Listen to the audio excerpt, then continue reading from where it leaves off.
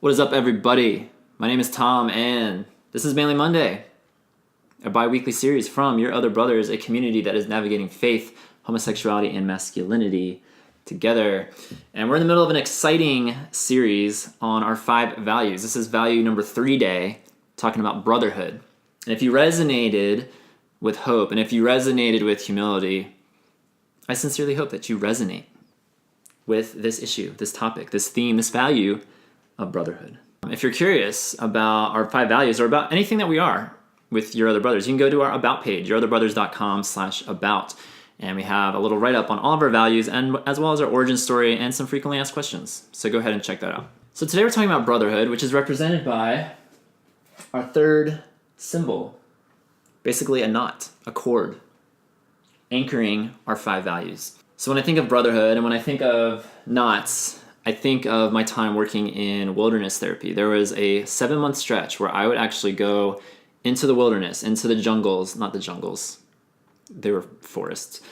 Jungles sounds a little more dramatic though. But I would go into the forest and work with youth, most of them troubled and with lots of struggles to work through out there. That's why they were out there. And I'm not like Mr. Wilderness guy. Like I had to learn a bunch before I went out there. It was definitely a learning experience for myself. But one of the things I learned early on was the art of knot tying. And we had to set up our own shelters. We were each given a tarp, both the staff and the students. We were each given a tarp. And we had to set up our own shelters every time we moved locations. And so we had to tie tarps to trees and hope and pray that our knot tying skills were good enough to last through the night. And a lot of times we were out there during some thunderstorms. A lot of times toward the end of winter, there was like some snowstorms that came in. So if you didn't tie the knots right, if you didn't set up your shelter right, you're in trouble. And you had to answer to your knot tying skills at the end of that experience. So what I learned early on is that the right knot can shelter you.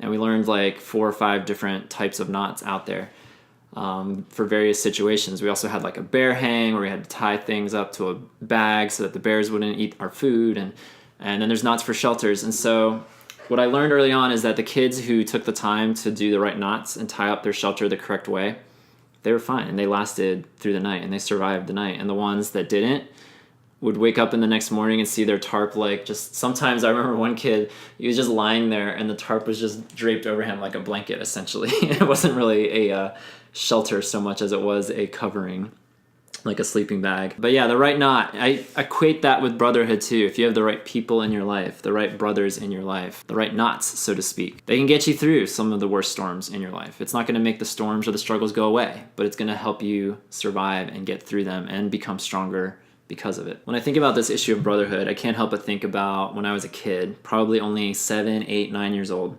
And I was such a nerdy kid, I had a chalkboard in my room and I pretended like I was a teacher and I would write down all my classmates' names on the board or on my wall, have their names there. And so I would pretend to be like the teacher in my bedroom. And I had this little chalkboard that I would write down inspirational messages and quotes and facts like geography. I was a big geography nut. So I'd write down like capitals and countries and random obscure facts that I learned from Carmen Sandiego. But that's neither here nor there. I remember early on into having my little bedroom classroom that there was one verse in scripture that just jumped at me like no other verse ever had. And I grew up in Sunday school and church culture and I knew all the main verses, the John 3:16s and the Romans 3:23s and the Romans 8:28s, all of them. But this verse struck something in me that none of those other verses ever did, quite honestly. And it was the verse Proverbs 17:17, which reads, "A friend loves at all times, and a brother is born for adversity." And there's other versions of, other translations of this verse that read, "There is a friend closer than a brother, a friend that sticks closer than a brother." When I read that, as a little 7, 8, 9-year-old, I remember feeling like, whoa, like I had all these intense longings to connect with the other boys in my class. And I wrote fictional stories about going on adventures with several of them, but they were never translated into real life. Like I never had those close connections growing up. And so I read this verse in Proverbs 17:17, and I saw this longing put to words, this thing that was inside of me that wanted a friend closer than a brother, someone to help me through the hard times and be there through thick and thin. Even as a 7, 8, 9-year-old, that's what I wanted. And And so with that verse, that was like the first seed of brotherhood that I saw planted. And then I'd read stories like David and Jonathan as a kid and be super impacted and reread those stories in 1st and 2nd Samuel over and over and over again, wanting to have this type of mystical, almost impossible sounding friendship between two extremely close people, both from a emotional standpoint and a physical standpoint, that they were so close together. And even in the New Testament, I look at the example of Jesus, which I feel like is always a pretty good example to follow. And among all of the dozens and dozens and hundreds of people that followed him throughout his ministry, he sought out 12. He sought out 12 guys to follow him. And even amongst those 12, he sought out 3 to be on his inner circle. And even amongst those 3, he sought out 1, the beloved disciple John, and entrusted him with his mother and while he was hanging on the cross. And it was like this example that I've seen through the life of Christ, to have like these circles in your life that you can be intimate with and vulnerable with, even beyond numbers and circles of friendship. I look at Jesus and how he spent time with his followers, with his disciples, with his friends, his closest friends. And I see this 2 sides of the coin. I see the being and I see the doing. Because when I look at Jesus and the time he spent with his brothers, I see a lot of talking and a lot of teaching and a lot of listening and a lot of praying. And I can't imagine like all of these go-get-em personalities like the disciples who are like manly men, fishermen, working hard, and like all this time that they're spending sitting on hillsides and sitting in boats and just listening to talk. I gotta wonder if there was parts of them that wanted to be more in the doing aspect. Because you look at the life of Jesus, he also did stuff with his brothers. He traveled with them, he healed people, did meaningful work, and loved people. I recognize that most men bond more in the doing. And Donald Miller, one of my favorite authors, talks about this. He wrote a blog post a long time ago about a hike that he went on, this adventure, this camp out weekend that he went on with a bunch of guys, and how he talks about this weekend with them, saying, you know, it was a fantastic bonding time. He loved bonding with these men in the woods on this weekend away. He talked about it in the sense that if we would have stayed home, if we would have just had a Bible study or circled around in the living room, it just wouldn't have been as impactful, it wouldn't have been as meaningful as going out and doing something with these men. And he even talked about one guy, let's just call him Brett, just to use a name. He's like, oh yeah, Brett, I love that guy. We called him Craps in the Woods, and I loved him. Like, I would die for him.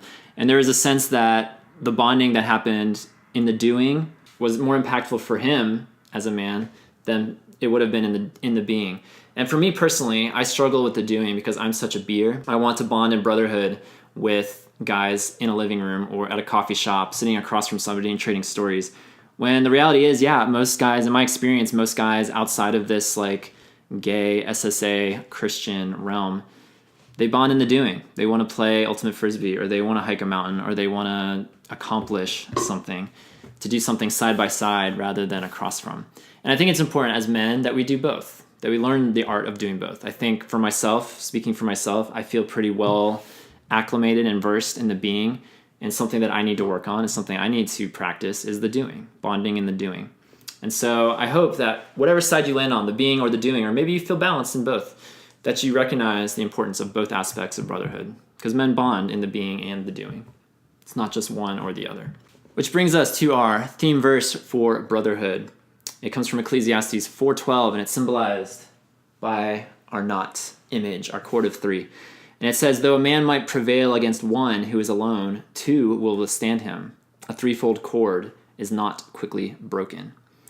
So that is our scripture for this week, for this value.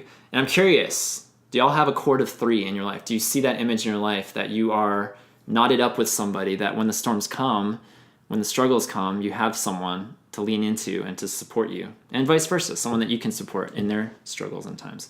Because at times in my life, most of my life, I have not had that. I would say in recent years, I've started to put that together and started to tie those knots. But for most of my life, it was a yearning, longing process. So I'm curious about you guys and where you stand in your relationships with other men. Are you more of a beer or a doer? And what constitutes a meaningful male relationship for you? Because for me, I would look at TV shows. Boy Meets World is always my go-to example. I would watch Corey and Sean, and I just fell in love with this friendship on TV because they were goofy and so silly together, but then they were also so sincere. And Sean especially just had a troubled family life, upbringing, and there's just so many close, intimate moments that I yearn for. But I realize that there's meaning in both. There's meaning in being the silly, goofy pair, and there's also meaning in hugs and cry sessions and vulnerable talks. And so I'm curious, where y'all stand in the issue of Brotherhood, comment on either on the video page at yourotherbrothers.com/video or on YobTube, our YobTube channel, youtube.com/yourotherbrothers. Comment below on the video, and I'd love to hear some of your stories, and let's trade some. Let's trade some stories of Brotherhood. It's my favorite thing to do. After all, I'm a beer. All right, so it is now time for the State of the Yob, where we go around and look at all the aspects of our website from the last couple weeks and catch everyone up to speed, starting with our blog. On our blog, yourotherbrothers.com/blog, Marshall wrote a post called When a Friendship Gets Tested. And it's fantastic. If you have friendships in your life, if you had struggles in friendship, I think this one will resonate with you. And then we have a first post alert from our newest blogger, our newest author, Ryan. He wrote a post called The Answer to My Own Prayers. And this one's fantastic if you're a praying person, if you are a spiritual person, and you can connect the dots to praying for something in your life, be it friendship or whatever. I think this post will resonate with you. And then one of our long-standing authors, Dean, wrote a post called The Art of Communicating a Love Language.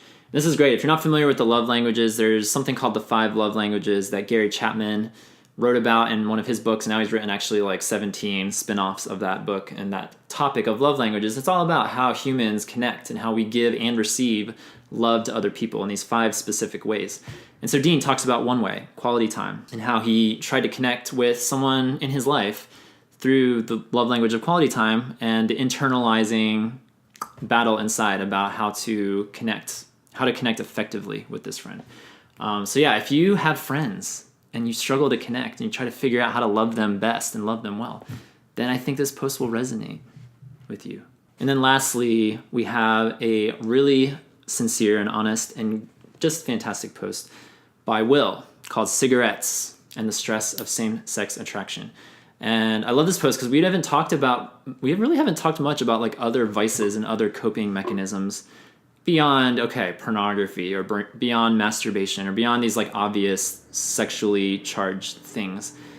So Will writes just a very honest post about smoking and cigarettes and how that has played a role in his coping mechanisms with fear and shame and stress as it pertains to same-sex attraction and his faith. So yeah, whether you smoke or not, I think there's something we can all resonate. I resonate with fear and shame and stress. Like I resonate with all 3 of those. I resonate so much with that. And I hope you will too also resonate. And then coming up this week on the blog, so stay tuned, it's not out yet, but coming later this week, we have a post from Kevin called Discovering Vulnerable Community for the First Time. And it's about him in high school going away and discovering vulnerable community for the first time. I think you'll resonate. Check it out this week on the blog and leave a comment, share some of your story interacting with these posts because we would love to hear your stories on any or all of these. Over in podcast land, we just recorded our 32nd episode. Our 32nd episode was about marriage, and this was a great episode. It was a historic episode because we brought on a female for the first time onto our show. Corey, one of our bloggers, he's been married for several years now, and we interviewed him and his wife and talked about their marriage and their story from high school to today. And it's a really fascinating look into what some people call a mixed orientation marriage. And I think whether you're single or married, I think you'll resonate if you give it a listen and give it a shot. I think there's some good stuff in there for everybody. And I'm inspired by their if nothing else, by their boldness and their vulnerability, because we talked about everything. We learned about their dating and engagement. We learned about sex and the wedding night and the female anatomy, and we learned so much. It was actually an extremely illuminating and vulnerable conversation, and they exhibited such poise and courage in just sharing their story. So check it out if you haven't already listened to the Yobcast. And we're on iTunes, on all podcast apps. So subscribe to our show. And if you like it, we'd love your rating and review on iTunes. All right, and now it is time for the Mailbag, one of my favorite segments that we do on Manly Monday. And I need to get this out of the way because on the last Manly Monday, I put it out there that one of our authors, Dean, suggested that we rename Mailbag, M-A-I-L, to Mailbag, M-A-L-E, which at first I was completely head over heels in love with. I love a good pun. I love wordplay. That's, as a wordsmith, as an author, as a writer, that is just my love language, if I'm going to talk about love languages. But then we had this little controversy in the comments, and it was brought to my attention that Mailbag MALE, could potentially be translated as part of the male anatomy without just flat out saying the word scrotum. That is how I would say it. So I don't know how I feel now about Mailbag. I still kind of like it, if I'm being honest, because I like dicey, semi-controversial things, and so I still kind of like it. But now there's like this pushback against what Dean has hashtagged Team Mailbag. So I don't know where we stand now on this issue of Mailbag versus Mailbag, but nonetheless, here we are in the Mailbag segment. Another big feedback from last week was that I liked to use the word resonate a lot, apparently. And it was brought up in kind of a mocking way, kind of a lovable, like Big Brother way, I would say, that I use the word resonate a lot, or perhaps too much even. And so, I don't know, when I saw that, I did not resonate with that at all. And basically, I became more insistent on resonating in the future because I resonate with the words of John Locke to continue talking about Lost, because again, Lost is a fantastic show, one of my favorites ever produced. And John Locke said, "Don't tell me what I can't do." That was John Locke's mantra. Don't tell me what I can't do.